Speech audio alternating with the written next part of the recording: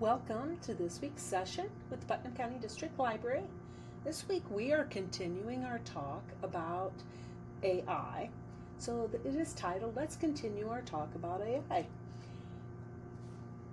want you to keep in mind that this project was supported in whole or in part by the Federal Institute of Museum and Library Services funds.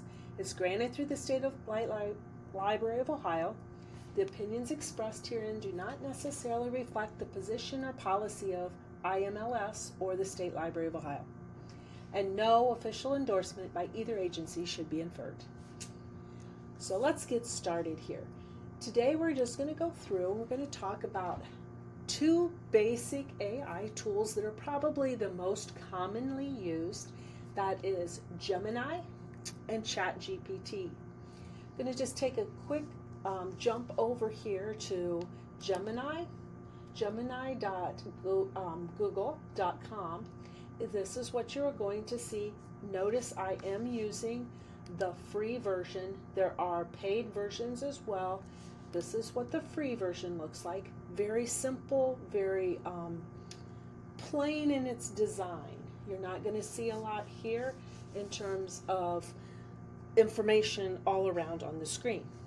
Then the second is ChatGPT, very similar. The one thing I will say is you will get information here along the side of what you have done in the past. Same thing, I am using the free version. If I go up here, I can then see where I could upgrade to the plus as well. So let's go back here and let's take a look at how these two differ. Gemini is deeply integrated with Google. Notice with the address, it's gemini.google. The services like Gmail, Drive, and Maps all integrate well with using Gemini because of that. This also allows interaction with all of your Google data that you might have. So any of your docs and that information that you have. Versus ChatGPT offers integration with third-party tools, and it is not tied to one specific system as much as like what Google is. With sourcing, if you look at Gemini, you can cite more sources, but the citations may lack clarity and clickable links. So what is nice is obviously when you're doing any type of research, looking into information, is to be able to see those sources. So Gemini lacks in that clarity a little bit versus ChatGPT provides very clear, clickable citations. So you can actually click and see where it is getting its information from. Performance-wise, Gemini is great for extensive documents, analyzing and providing guidance, and it acts a little bit more like a critical assistant.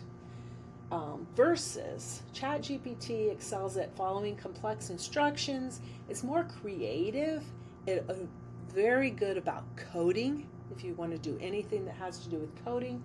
And it does provide a little bit more of a human-like experiences. So the please, the thank you, those type of things that a human might communicate back and forth with, ChatGPT is very good about that in terms of if you communicate with it that way, it communicates back more of a personal nature.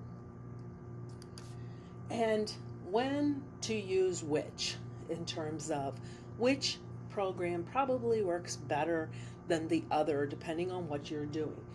This is all based upon statistics and information that I've found. Obviously there's nothing personal here. Everyone will have their own choice.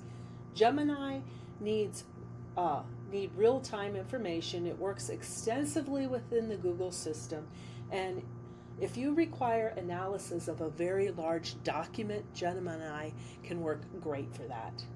Versus ChatGPT, if you need clear citations, if you want more of a natural human-like conversation, if you require any type of coding, and if you are more comfortable using what would be like a third-party plugin, ChatGPT would be the way to go.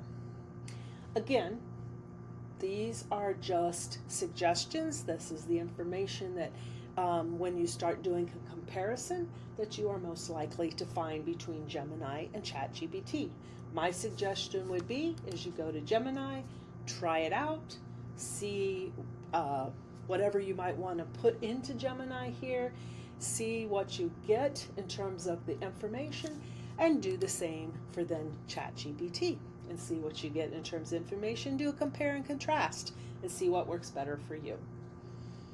Again, this project is supported in whole or in part by the Federal Institute of Museum and Library Services Fund, granted through the State Library of Ohio. The opinions expressed herein do not necessarily reflect the position or policy of IMLS or the State Library of Ohio, and no official endorsement by either agency should be inferred. Hope you find this information useful, and we will see you next week.